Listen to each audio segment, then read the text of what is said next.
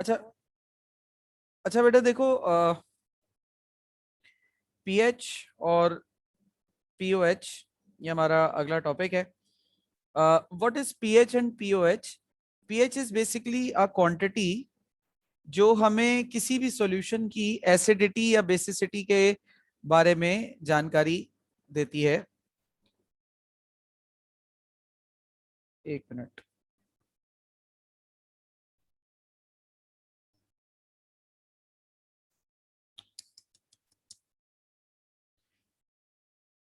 जी, तो पीएच क्या है भाई? पीएच एक असल में क्वांटिटी है बेटा जो किसी सॉल्यूशन के एसिडिक या बेसिक होने के बारे में आपको इंफॉर्मेशन देता है। पीएच दरअसल एक स्केल है जो हमने बनाया हुआ है, और इसकी वैल्यू जो होती है पीएच की, वो 0 से लेकर 14 तक होती है। बीच में 7 है, एक पॉइंट होता है। अच्छा, अब अगर किसी सॉल्यूशन में की पीएच की वैल्यू 0 से 7 के बीच आती है तो हम उस सॉल्यूशन को एसिडिक कहते हैं। किसी सॉल्यूशन की पीएच की वैल्यू अगर 7 से 14 के बीच आती है तो हम उसे बेसिक कहते हैं। 7 अगर किसी सॉल्यूशन की वैल्यू आ जाए तो वो न्यूट्रल होता है, ना वो एसिडिक होता है ना वो बेसिक होता है। अच्छा, सवाल ये आता है कि सर ये पीएच हम मालूम कैसे करते हैं? बहुत आसान है।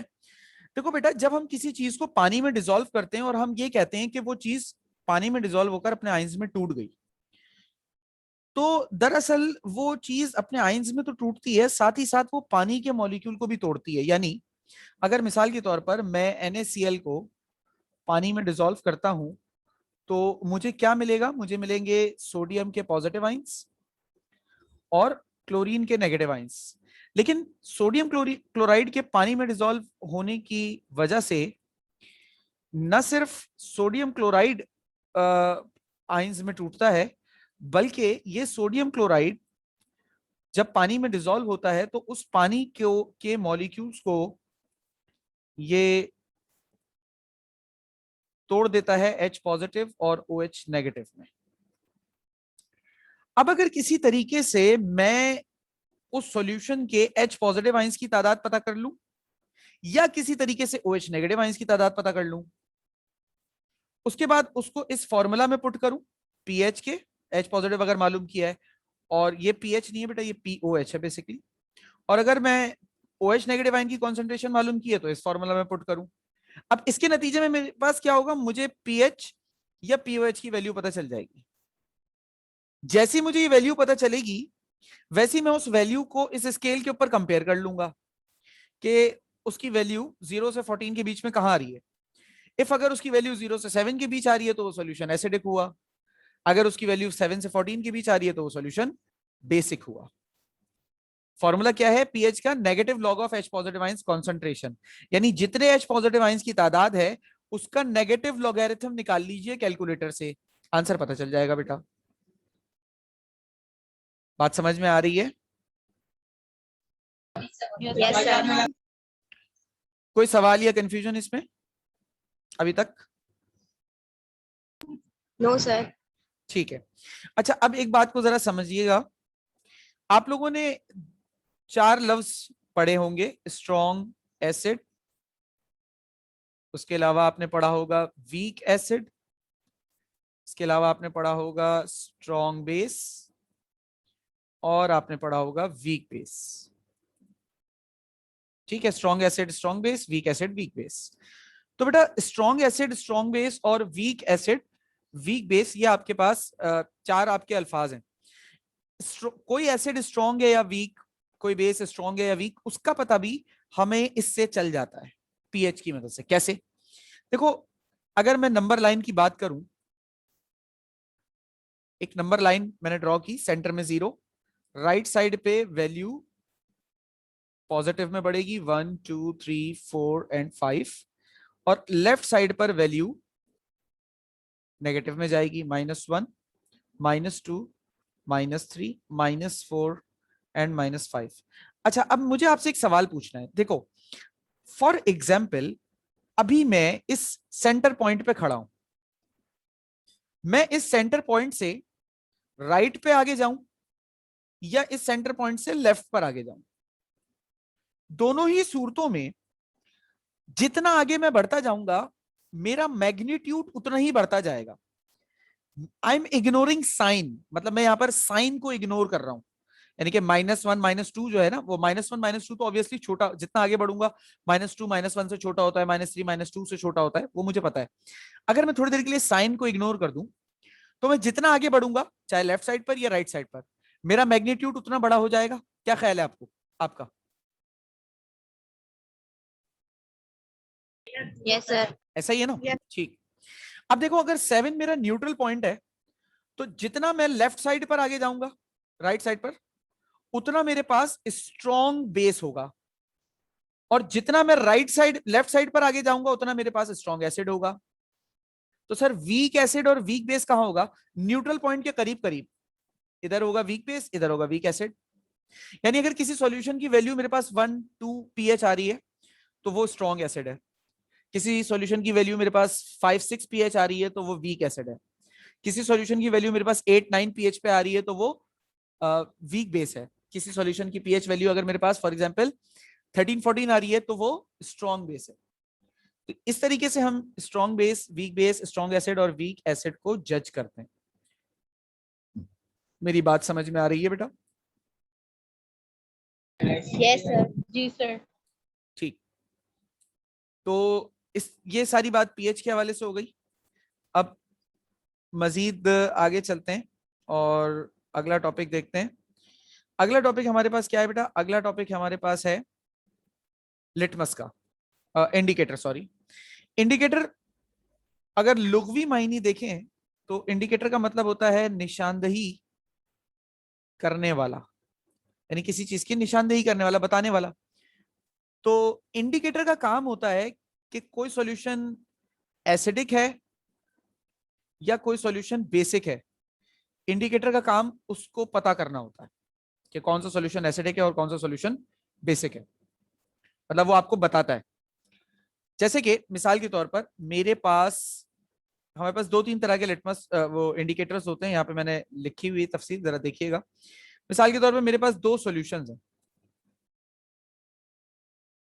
एक मेरे पास एसिडिक सॉल्यूशन है, ये वाला, ये एसिडिक सॉल्यूशन है, और ये वाला सॉल्यूशन बेसिक है। ठीक है। अब इंडिकेटर, मुझे नहीं पता फिल वक्त के कौन सा सॉल्यूशन एसिडिक है और कौन सा बेसिक है। ठीक है ना? अब मैंने क्या किया, मुझे पता करना है। मैंने सबसे पहले लिया लिटमस। लिटमस बेसिकली पेपर होता है, एक खास किस्म का पेपर होता है, उसे कहते हैं लिटमस पेपर। अब इस लिटमस के पेपर के 2 कलर्स आते हैं, एक रेड होता है, एक ब्लू होता है। ठीक है। और एक न्यूट्रल होता है। न्यूट्रल में इसका कलर पर्पल होता है। अब अगर मिसाल के तौर पे मैं कोई रेड कलर का लिटमस पेपर, ठीक है, रेड कलर का लिटमस पेपर किसी बेस में डाल दूं तो पता है क्या होगा? उसका कलर बदल जाएगा और वो लिटमस पेपर ब्लू में कन्वर्ट हो जाएगा। इसी तरीके से अगर मैं कोई ब्लू कलर का लिटमस पेपर एसिड में डाल दूं तो उसका कलर बदल जाएगा और वो रेड में कन्वर्ट हो जाएगा। अच्छा सर, अगर उल्टा करें, मतलब मैं बेस में बजाय रेड डालने के मैं बेस में ब्लू ही डाल दूं और एसिड में बजाय ब्लू डालने के रेड ही डाल दूं, तो बेटा ना ये कलर चेंज करेगा ना ये कलर चेंज करेगा। समझ गए? कलर चेंज से हमें कैसे पता चल रहा है कि कोई सॉल्यूशन एसिडिक है या बेसिक है? जी सर। तो जी litmus sir. Is a type of indicator. इसके अलावा हमारे पास और कौन सा इंडिकेटर होता है? Methyl orange, phenolphthalein, universal indicator. अब मिथाइल ऑरेंज की अगर मिसाल लो तो मिथाइल ऑरेंज न्यूट्रल सॉल्यूशन में ब्लैक कलर का होता है, लेकिन जैसे उस मिथाइल ऑरेंज को मैं किसी बेस में डालूंगा उसका कलर येलो हो जाएगा, किसी एसिड में डालूंगा उसका कलर रेड हो जाएगा। अब कलर चेंज होने से मुझे, मैं अंधा तो नहीं हूं ना भाई, मेरी आंखों के सामने कलर बदल रहा है तो मुझे पता चलेगा कि क्या एसिड है क्या बेस है। क्या ख्याल है?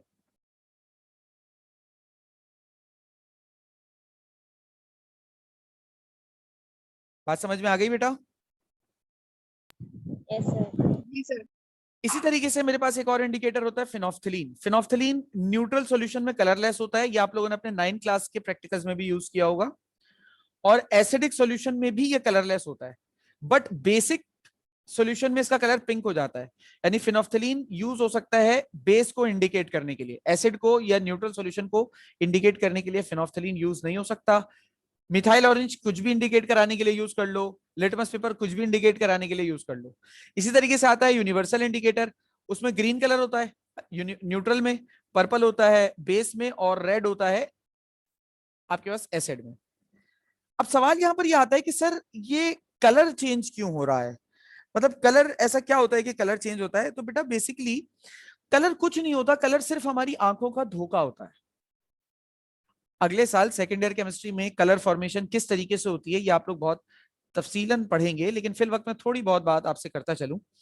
आप लोगों ने फिजिक्स में एक बात पढ़ी है कि आपको जो रोशनी या कलर नजर आता है उसकी एक वेवलेंथ होती है, दैट इज 400 नैनोमीटर से लेकर 700 नैनोमीटर तक उसकी वेवलेंथ होती है। 700 नैनोमीटर के वेवलेंथ का कलर रेड होता है, 400 पर वायोलेट होता है। ये आपको नजर आता है, ना 400 से पीछे आपको नजर आता है, ना 700 के आगे आपको नजर आता है।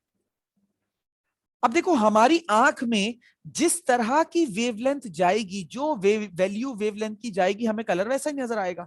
अगर मेरी आंख में कंटिन्यूसली 700 नैनोमीटर की वेव आप डाल रहे हो तो मुझे बेटा रेड ही नजर आएगा, मुझे पर्पल नजर नहीं आ सकता। अगर आप मेरी आंखों में कंटिन्यूसली पर्पल कलर की 400 नैनोमीटर की वेव डाल रहे हो तो मुझे पर्पल ही नजर आएगा, मुझे कभी भी रेड नजर नहीं आ सकता। ठीक है। अब ये बेसिकली जो कलर फॉर्मेशन और ये जो आइंस का एक्सेप्ट वेवलेंथ का एक पर्टिकुलर वेवलेंथ का निकलना है ना, ये बेसिकली होता है आइंस की वजह से। अब देखो मिथाइल ऑरेंज, वैसे तो मिथाइल ऑरेंज का फॉर्मूला बड़ा कॉम्प्लेक्स होता है, मैंने यहां पर एक वेरिएबल फॉर्मूला ले लिया है HLN। इसमें मैंने पॉजिटिव आयन रखा है H को और Ln रखा है नेगेटिव आयन को, ठीक है ना। ये मैंने सपोज किया हुआ है, असल में मिथाइल ऑरेंज का फॉर्मूला HLN नहीं होता। अच्छा, ये जो कंबाइन HLN होता है इसका कलर होता है रेड। जब ये टूटता है अपने आइंस में, H पॉजिटिव और Ln नेगेटिव अलग होते हैं, तो ये Ln नेगेटिव दरअसल येलो कलर का होता है। बेस में जाकर मिथाइल ऑरेंज आइंस में टूटता है, दैट इज वाई वो येलो कलर शो करता है। एसिड में मिथाइल ऑरेंज कभी भी टूटता नहीं है, HLN ही रहता है, इसी वजह से वो रेड कलर शो करता है। समझ में आ गई बात बेटा, किस तरीके से आपका कलर चेंज हो रहा है यहाँ पर? जी सर। जी सर। अभी तक की बात में कोई सवाल या कंफ्यूजन किसी को भी है तो पूछ लीजिए, वरना आगे चलूं।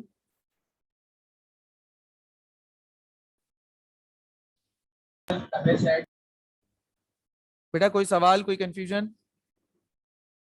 No sir. चलिए, पीएच हो गया।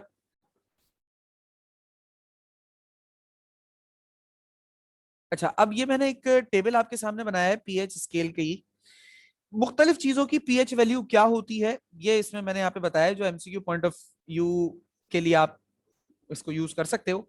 जैसे जो आपका टॉयलेट क्लीनर होता है, फिनाइल या एसिड जो आप घर में यूज करते हो, हार्पिक वार्पिक, उसकी पीएच वैल्यू जो है वो 1 होती है। इसी तरीके से लेमन जूस, लीमू का रस और विनेगर सिरका जो होता है उसकी पीएच वैल्यू 2 होती है। ह्यूमन ब्लड की अगर बात करें तो उसकी वैल्यू 7 और 8 के बीच में होती है।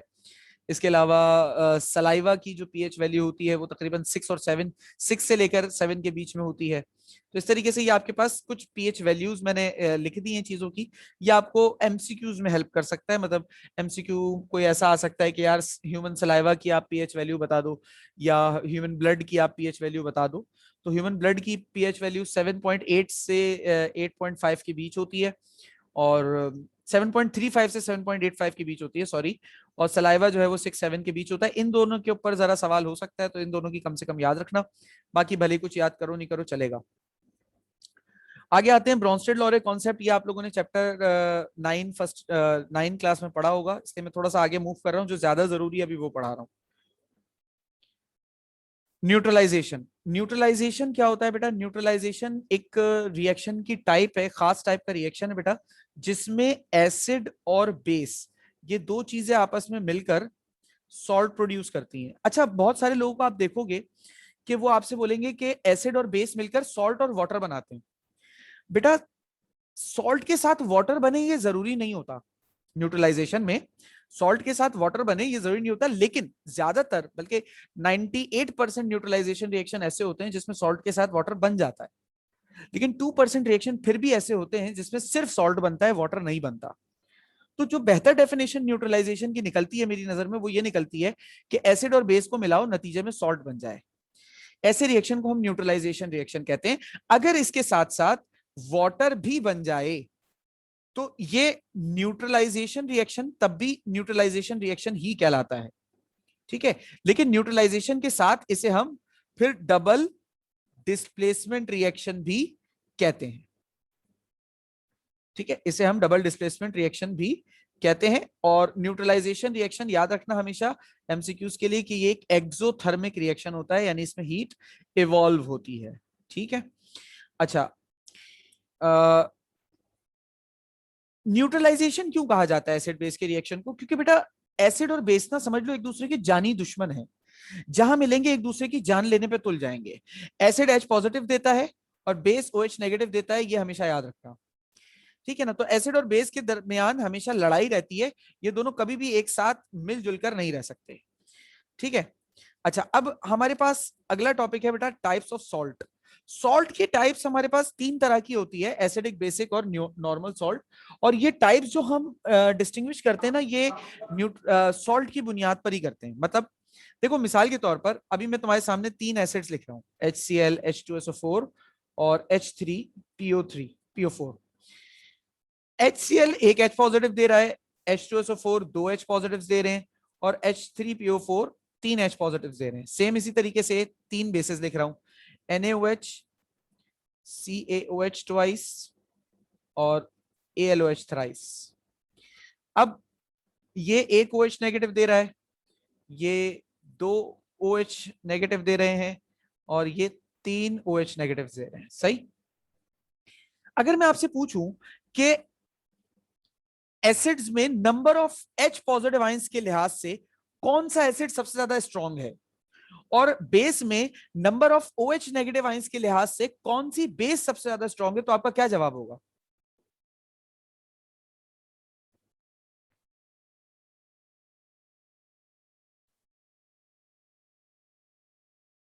सर जो थर्ड वाला है वो। जो थर्ड वाला है वो, चाहे वो एसिड में हो या बेस में हो, क्योंकि इसमें H पॉजिटिव सर 3 है, बाकी में कम है, इसमें OH नेगेटिव सर 3 है, बाकी में कम है, इसलिए इसमें सबसे ज्यादा, ठीक है, बिल्कुल सही है। अब मिसाल के तौर पर मैं एक ऐसा एसिड लूं जो 2 H पॉजिटिव दे रहा है और उसका रिएक्शन ऐसी बेस से करा दूं जो सिर्फ एक OH नेगेटिव दे रहा है। अब दोनों के दरमियान लड़ाई होगी, कौन जीतेगा लड़ाई? बताओ। Sir acid. एसिड जीत जाएगा, क्योंकि एसिड के पास अफरादी कुव्वत ज्यादा है, तो जो सॉल्ट बनेगा वो कौन सा बनेगा? वो एसिडिक सॉल्ट बनेगा।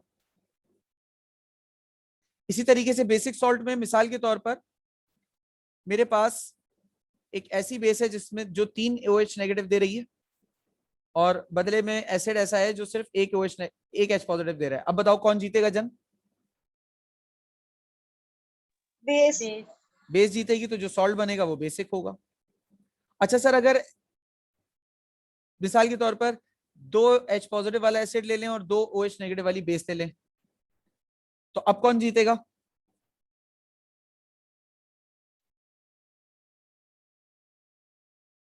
कोई भी नहीं जीतेगा, नॉर्मल।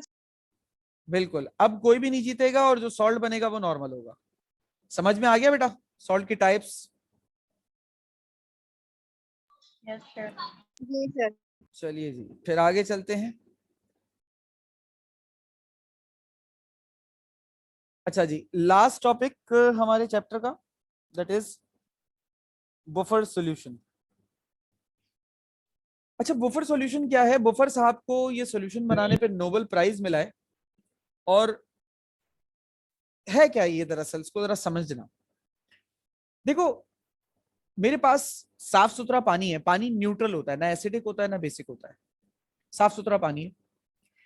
उसमें मैं अगर एक कतरा भी एसिड डाल दूं या एक कतरा भी बेस डाल दूं, तो वो सॉल्यूशन एसिडिक या बेसिक हो जाता है।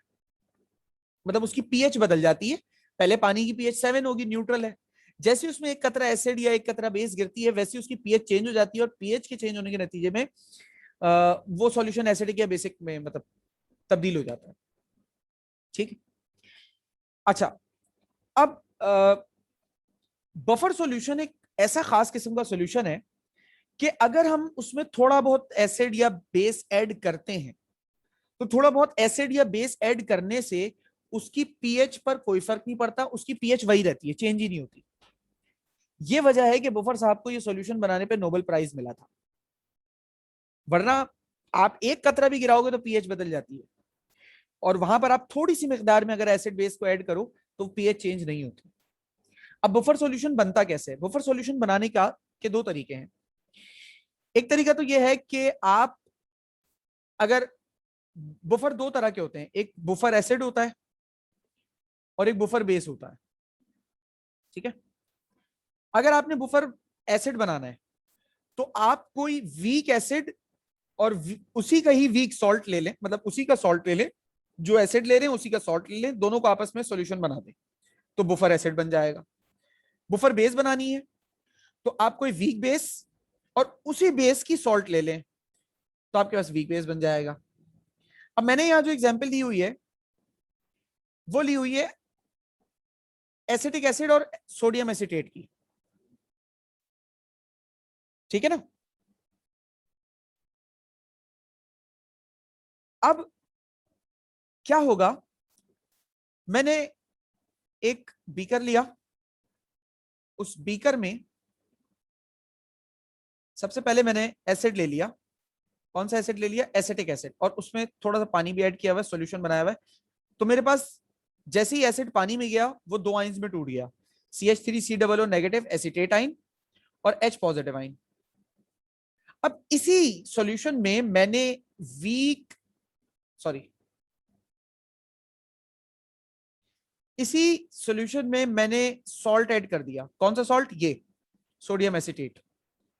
अच्छा, अब ये सॉल्ट जैसे ही इस सॉल्यूशन में आएगा तो पानी की वजह से ये सॉल्ट अपने दोनों आइंस में टूट जाएगा, ठीक है। पानी की वजह से ये सॉल्यूशन अपने दोनों आइंस में टूट जाएगा, पॉजिटिव और नेगेटिव। अब आपको चैप्टर 6 का कॉमन आइन इफेक्ट याद है जो मैंने पढ़ाया था? वो शायद भूल चुके होंगे, फिर उसका वही है, अब कॉमन आइन इफेक्ट अप्लाई होगा। देखो, मैंने वहां पर एक बात बताई थी, according to Le Chatelier principle, अगर किसी रिवर्सिबल रिएक्शन में प्रोडक्ट की कॉन्सेंट्रेशन हम बढ़ाएंगे तो वो रिएक्शन बैकवर्ड मूव करेगा। ये बताया था ली शेटलियर प्रिंसिपल में। जी सर। अब इसी प्रिंसिपल के अकॉर्डिंग कॉमन आइन इफेक्ट पढ़ा था हमने चैप्टर 6 में ही। अब वही कॉमन आइन इफेक्ट यहां अप्लाई होगा। देखो, एसिड में एसिटेट आइन था, सॉल्ट जब ऐड किया तो उसमें भी एसिटेट आइन आया, जिसकी वजह से एसिटेट आइन की जो कॉन्सेंट्रेशन है, म्यूचुअल कॉन्सेंट्रेशन, वो बढ़ गई। इसकी वजह से ये एसिटेट आइन रिवर्स आने लग जाएगा, मतलब ये एसिटेट आइन इस H पॉजिटिव के साथ मिलके ये पूरा का पूरा रिएक्शन रिवर्स हो जाएगा। जब पूरा रिएक्शन रिवर्स होगा तो पीएच जो होगी वो कांस्टेंट हो जाएगी बजाय चेंज होने के। समझ गए बेटा ये वाली बात? जी जी सर। ठीक है। जी सर। अच्छा, अभी तक की पढ़ाई गई बातों में कोई भी सवाल या कंफ्यूजन किसी को? I guess no sir. ठीक है। No sir. अच्छा, अब मैं अगला जो टॉपिक आपको बताने जा रहा हूं बेटा वो है, कहलाता है डुअल नेचर ऑफ वाटर, पानी की दोहरी हरकतें। देखो, वाटर जो है ना, वाटर को हम कहते हैं कि वाटर न्यूट्रल होता है, ठीक है। वाटर न्यूट्रल के साथ साथ एम्फोटेरिक भी होता है। अच्छा, एम्फोटेरिक किस चीज को कहते हैं? एम्फोटेरिक ऐसी चीज को कहते हैं जिसके अंदर एसिडिक और बेसिक दोनों कैरेक्टरिस्टिक्स शामिल हो, उसे हम एम्फोटेरिक कहते हैं। अगर मैं वाटर को किसी बेस के साथ मिलाता हूं तो वाटर एसिड की तरह बिहेव करता है, और अगर मैं वाटर को किसी एसिड के साथ मिलाता हूं तो वाटर बेस की तरह बिहेव करता है। इस बात को हम कहते हैं डुअल नेचर ऑफ वाटर। अब ये एसिड की तरह ऐसा क्यों बिहेव करता है, कैसे बिहेव करता है, और बेस की तरह कैसे बिहेव करता है, इस बात का जवाब आपको मिलेगा इस टॉपिक में, ब्रॉन्स्टेड लॉरे कॉन्सेप्ट, जो चैप्टर 9 में 9 क्लास में पढ़ा होगा। लेकिन ये मैं आप लोगों को पढ़ाऊंगा नहीं, इसके लिए मैं एक वीडियो आपको दूंगा, ठीक है। मेरे ही लेक्चर होगा, वो आपको वीडियो देखनी होगी, उसमें इसका जवाब मिलेगा। अच्छा, वीडियो में मैंने प्रीवियस टॉपिक्स जो भी आपको आज की क्लास में समझा दिए वो भी इंक्लूडेड होंगे। आपको वो टॉपिक्स नहीं देखने, आप सिर्फ अपने काम का टॉपिक देखें, आपको खुद समझ में आ जाएगा। ठीक, पहली बात। दूसरी बात ये कि इस चैप्टर में मैं आपको उस वीडियो के साथ, मतलब आपको वो टोटल वीडियो जो देखनी होगी वो 4 से 5 मिनट देखनी होगी। वो वीडियो तो होगी कोई 30-35 मिनट की, लेकिन आपके काम की वीडियो जो है ना वो सिर्फ 5 मिनट की होगी। उसमें से ढूंढ लीजिएगा जहां पर ये टॉपिक समझा रहा हूँ, बस उसको समझना, जैसे आगे बढ़ू मूव कर जाना, ठीक है। बंद कर देना वीडियो। उसके अलावा 2 वीडियोस और दूंगा, और उन 2 वीडियोस में मोलैरिटी और ऑक्सीडेशन नंबर और पीएच और पीओएच के न्यूमेरिकल्स होंगे। एक वीडियो में इन दोनों टॉपिक के न्यूमेरिकल होंगे, एक वीडियो में मोलैरिटी और मोलैलिटी के न्यूमेरिकल्स होंगे। ये दोनों टॉपिक्स की जो न्यूमेरिकल्स हैं मैं क्लास में नहीं कराऊंगा, ये आपको वीडियो से देखकर समझ लेना है, क्योंकि ये आप लोग 9 में ऑलरेडी करके आए हुए होते हो, ठीक है। इसलिए मैं उसके ऊपर अभी इतना ज्यादा टाइम नहीं लगा रहा। दूसरा, ये चीजें जो है वो इतना ज्यादा कंसिडर्ड भी नहीं है, सही है। लिहाजा, लेकिन कंसिडर ना होने का मतलब ये नहीं है कि पेपर में नहीं आएंगी, पेपर में आ सकती हैं। इसलिए वीडियो देखनी है, समझ लेना है कि किस तरीके से करना है, ठीक है। वीडियो को प्रॉपरली देखना, जो वीडियो में असाइनमेंट दिया जा रहा हो वो असाइनमेंट भी कर लेना, ठीक है भाई। कल मैं आपकी क्लास लूंगा, 2 क्लासेस लूंगा कल मैं आपकी। एक लूंगा मैं 5:30 से 6:15 PM। दूसरी क्लास होगी आपकी 7 से 7:45 PM। कल मैं इन दोनों क्लासेस में आप लोगों को बहुत ही इंपॉर्टेंट न्यूमेरिकल इस चैप्टर के आयन इलेक्ट्रॉन मेथड समझाऊंगा, तो क्लास मिस मत कीजिएगा। दोनों क्लासेस में हम इन न्यूमेरिकल्स को समझ रहे होंगे। सारी बात क्लियर है? कोई सवाल, कोई कंफ्यूजन तो नहीं है किसी को भी? No sir. ठीक है, तो बाकी बात इंशाल्लाह आपसे कल की क्लास में करेंगे। तब तक के लिए अल्लाह हाफिज।